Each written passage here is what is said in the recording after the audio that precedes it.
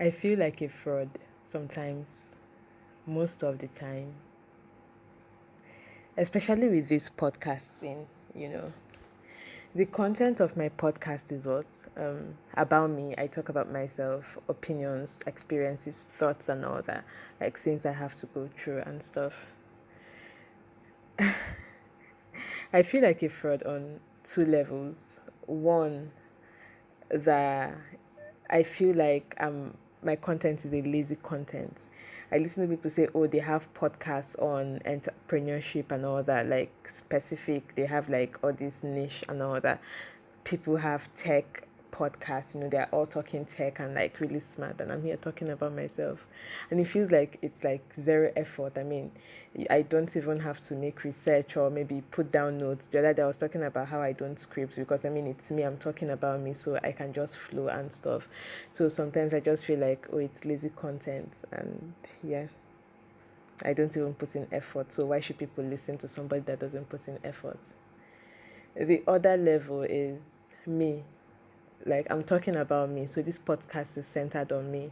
Why would anybody want to hear anything about me or want to come and like dedicate 2 days of their week to listen to me? And yeah, it messes with me a lot.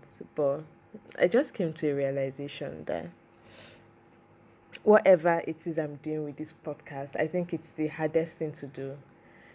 It's harder than whatever script or research you do on tech or entrepreneurship and all that, or anything. It's really, really hard to bear yourself, to like be vulnerable, tap into your inner self.